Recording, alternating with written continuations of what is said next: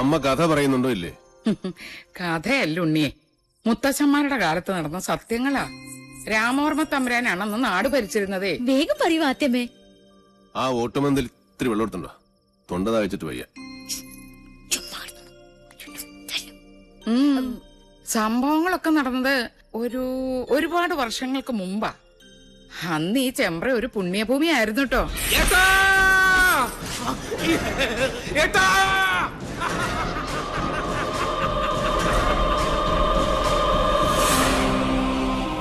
വേദവും മന്ത്രവും ഉരുക്കഴിക്കുന്ന പവിത്രഭൂമിയെ രണ്ടായി ഭാഗിച്ചൊഴുകുന്ന ചെമ്പ്രപ്പുഴ. പുഴയ്ക്കക്കരയും ഇക്കരയും രണ്ടില്ലങ്ങൾ. ഒന്ന് മണിയങ്കോട്ടില്ലവും മറ്റൊന്ന് നെല്ലൂർ മനയും. ശരിക്കു പറഞ്ഞാൽ അനേകം ശിഷ്യ പരമ്പരകളുള്ള രണ്ട് ഗുരുകുലങ്ങൾ. മണിയങ്കോട്ട് വലിയ നമ്പൂതിരിക്ക് മക്കൾ 6 5 ആണും 1 പെണ്ണും. പെൺകുട്ടിയുടെ പേര് സാവിത്രി. കണ്ടാലോ അപ്സര കന്യക. അച്ഛനെ പോലെ തന്നെ ജ്ഞാനിയായിരുന്നു സാവിത്രി. അഞ്ജനം കൊണ്ട് കണ്ണെഴുതി, കുങ്കുമം കൊണ്ട് പൊട്ടുകുത്തി, കസ്തൂരി കളഭങ്ങൾ ചാർത്തി പല്ലക്കിൽ എഴുന്നള്ളുന്ന മണിയങ്കോട്ട് സാവിത്രി വിദ്യാദേവിയുടെ മനുഷ്യാവതാരമെന്ന് ചെമ്പ്രക്കാരെല്ലാം ഒരുപോലെ വിശ്വസിച്ചു.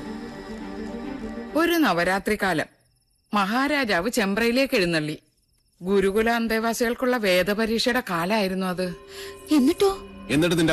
എന്നിട്ട് പോകുന്നുണ്ടോ നീ? പറയാത്തമ്മേ, എനിക്ക് കേൾക്കണം. 2 ഗുരുകുലവും അപ്പുറവും ഇപ്പുറവും നിന്ന് ചോദ്യങ്ങൾ, തർക്കങ്ങൾ, ബുദ്ധിയുടെ മാറ്റൊരയ്ക്കൽ. മണിയങ്കോട്ട് ഗുരുകുല ഒരടി മുന്നിൽ. ആരാ അവിടുത്തെ നായിക? സാവിത്രി. തവ മാതാ പതിവ്രത. നിന്റെ അമ്മ പതിവ്രതയാണോ? അല്ല. സാവിത്രി, മാതാവിനെയാണ് നീ അപമാനിച്ചത്. ഞാൻ പറഞ്ഞതാണ് സത്യം. ഏതൊരു ബ്രാഹ്മണ സ്ത്രീയും വേലി കഴിഞ്ഞാൽ 4-ാം ദിവസമാണ് തന്റെ പുരുഷനെ പ്രാപിക്കുന്നത്, അല്ലേ? അതെ, അതിനെന്താ? ആദ്യ ദിവസം അവളെ ചന്ദ്രന് സമർപ്പിക്കുന്നതായി സങ്കല്പിക്കുന്നു. 2-ാം ദിവസം ഗന്ധർവന്, 3-ാം ദിവസം പ്രജാപതിയായ അഗ്നിക്ക്. അത് കഴിഞ്ഞ് 4-ാം ദിവസം മാത്രമേ താലി കെട്ടിയ മനുഷ്യന് അവളെ സ്പർശിക്കാൻ പോലും നിങ്ങൾ അനുവദിക്കൂ. അന്നല്ലേ സേകമുഹൂർത്തം. അതുകൊണ്ട് ഞാൻ പറയുന്നു, ഒരു ബ്രാഹ്മണ ഭാര്യയും പതിവ്രതയല്ല. ജ്ഞാനിയാണ് നീ. മണിയങ്കോടിന്റെ മാനം നീ കാത്തു. ഇവിടെ കൊണ്ട് മതിയാക്കാൻ നെല്ലൂരെ. വരട്ടെ, ഒരു ചോദ്യം കൂടി ബാക്കിയുണ്ട്. സാവിത്രിയെ പരാജയപ്പെടുത്തിയാൽ മണിയങ്കോട്ട് ഗുരുകുലം വീഴുന്ന് നെല്ലൂർ കാർന്നോര് നിരീക്ഷിച്ചു. പേരക്കുട്ടിയുടെ പ്രായമുള്ള ആ ജ്ഞാനദേവതയോട് കാർന്നോര് ചോദിക്കാൻ പാടില്ലാത്ത ഒരു ചോദ്യം അങ്ങോട്ട് ചോദിച്ചേ. പഞ്ചേന്ദ്രിയങ്ങളെ ത്രസിപ്പിക്കുന്ന രസങ്ങളിൽ ഏറ്റവും വലിയ രസം ഏത്? മണിയങ്കോട്ട് സാവിത്രി എന്തുത്തര പറഞ്ഞില്ലേ? ഉത്തരം കാർന്നോരുടെ മുമ്പിൽ ഓലയിൽ എഴുതി കാണിച്ചു സാവിത്രി. ആദ്യമേ സാവിത്രി എന്താ എഴുതിയത്?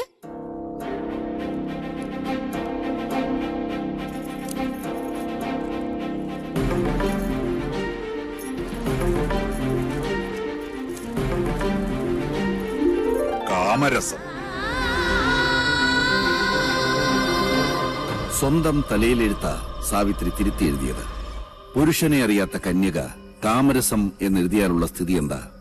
കന്യകയായ നിനക്കെങ്ങനെ അതറിയാൻ കഴിഞ്ഞു എന്നായി നെല്ലൂർ കാരണവർ. എല്ലാറ്റിനും സാക്ഷിയായ നാടുവാഴി സാവിത്രിക്ക് ജാതിഭ്രഷ്ട് കൽപ്പിച്ചു. ഒടുക്കം സ്വന്തം അച്ഛന് മകളെ പടിയടച്ചു കൊണ്ടമ്മിക്കേണ്ടി വന്നു. വ്യസനം സഹിക്കവയ്യാതെ സാവിത്രിയുടെ അമ്മ പുഴയിൽ ചാടി മരിച്ചു. നാട് മുഴുവൻ ഒരഭയത്തിനായി അലഞ്ഞു നടന്നു സാവിത്രി. ഒരു ദിവസം നെല്ലൂർ മനയുടെ പടിപ്പുര തുറന്ന് സാവിത്രി വന്നു. തനിക്ക് ഈ ഗതി വരുത്തിയ നെല്ലൂർ കാരണവരെ മനം നൊന്ത് ശപിച്ച് സാവിത്രി മനയിലേത്തും അങ്ങോട്ട് ഉപേക്ഷിച്ചു. തന്നെ കൈവിട്ട ദേവതകളെ അയാൾ വേണ്ടെന്ന് വെച്ചു. വടക്കിനിയിൽ ചാത്തന്മാരെ കുടിയിരുത്തി.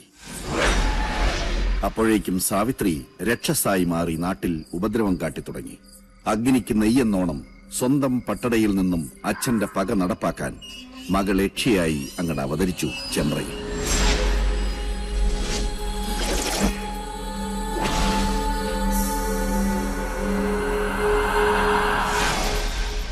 സാവിത്രിയുടെ രക്തം വീണ തന്റെ മനയിൽ അനർത്ഥങ്ങൾ പ്രതീക്ഷിച്ച നെല്ലൂർ കാരണവർ ഉളിയന്നൂർ തച്ചനെ വരുത്തി പുതിയ ഒരു 8 കെട്ട് പണിയിച്ചു. പാലുകാച്ചലും സദ്യയും. ചെമ്പ്രയിൽ ഒരു ഉത്സവത്തിന്റെ ആഘോഷമായിരുന്നു അന്ന്. പക്ഷെ ആ രാത്രി പകവീട്ടലിന്റെ രാത്രി കൂടിയായിരുന്നു. സന്ധ്യാജപത്തിനു വേണ്ടി കുളിക്കാനിറങ്ങിയ നെല്ലൂർക്കാരനവരെ നേറിയക്ഷിയായി വന്ന സാവിത്രി അകപ്പകയോടെ കഴുത്തിൽ കോമ്പല് താഴ്ത്തി. പിറ്റേന്ന് ചെമ്പ്രപ്പുഴയിലാണ് കാരണവരുടെ ശവം പൊന്തിയത്. നെല്ലൂർ മനയിൽ അവശേഷിച്ചിരുന്നവരെല്ലാം ജീവനും കൊണ്ട് ചെമ്പ്ര വിട്ട് ഓടിപ്പോയി.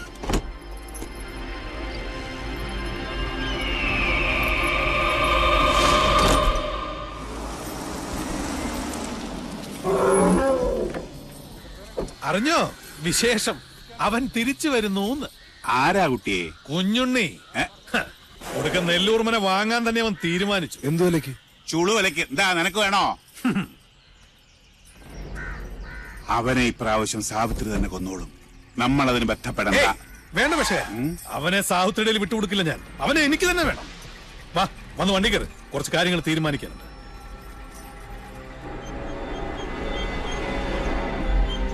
പൂർവം ഭവേൽത്തിക്തമയം പുനസ്തു ജ്യേഷ്ഠോക്തി ന്യൂനം പ്രിയം ച. ഞാൻ പറഞ്ഞതൊന്നും ഉണ്ണിക്ക് മനസ്സിലായില്ലെന്നുണ്ടോ? എല്ലാം മനസ്സിലായി. മച്ചിയുടെ മകൻ മരുഭൂമിയിലെ മൃഗതൃഷ്ണയിലെ ജലത്തിൽ നിന്നും പൂക്കൾ പറിച്ചു ചൂടി മുയലിന്റെ കൊമ്പിൽ പണിത വില്ലുമെടുത്ത് കടലിൽ നായാട്ടിനിറങ്ങി. എന്താ വാക്യത്തിൽ വ്യാകരണ പശുണ്ടോ? ഇല്ലല്ലോ. ഇല്ല. പക്ഷേ നോൺസെൻസ് ആണ്, മീനിംഗ്ലെസ്.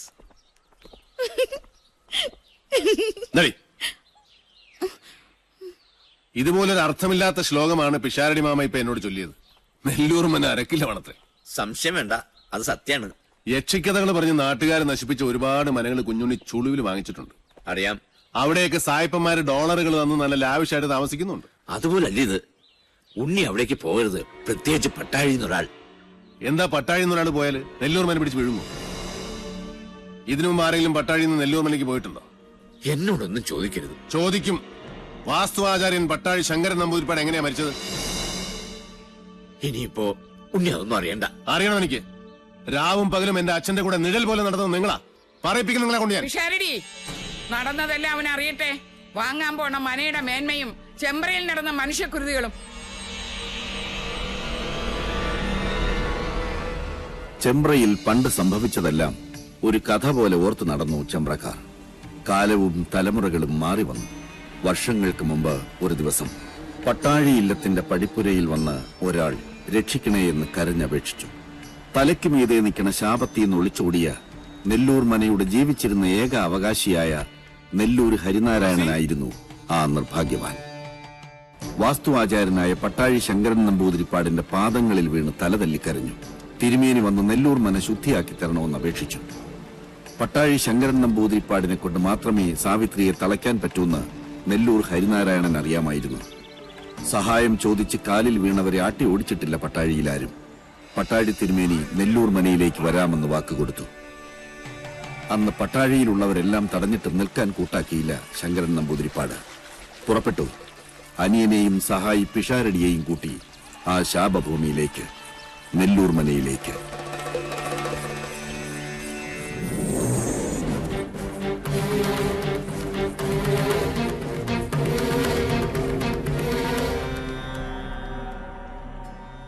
ഓം വിശ്വകർമ്മണേ നമഃ. ഒരു ദിവസം, ഒരൊറ്റ ദിവസം തിരുമേനി ഇവിടെ താമസിച്ച് നെല്ലൂർ മന മനുഷ്യവാസ യോഗ്യമാണെന്ന് നാട്ടുകാർക്ക് കാണിച്ചു കൊടുത്താൽ എന്റെ എല്ലാ ദുരിതങ്ങളിൽ നിന്നും ഞാൻ രക്ഷപ്പെടും.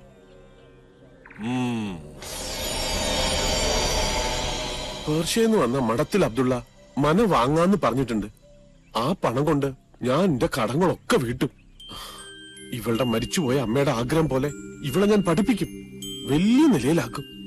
പിഷാരടി, അടുക്കളയിൽ ഗംഗാജലം തെളിച്ച് അഗ്നി തെളിയിക്കുക. മണിയങ്കോട്ട സാവിത്രി അറിയട്ടെ നമ്മളിവിടെ എത്തിയെന്ന്.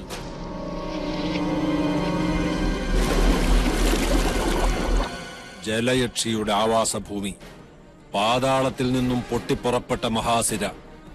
എവിടെയാ കുളം?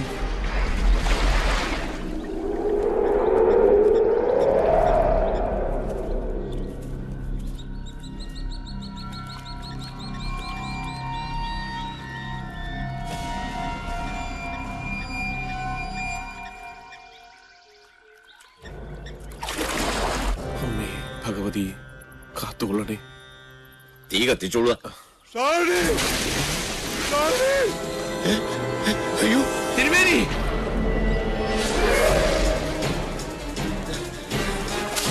തിരുമേനി തിരുമേനി തിരുമേനി ഓ അയ്യോ തിരുമേനി തിരുമേനി അയ്യോ ചതിച്ചോ തിരുമേനി തിരുമേനി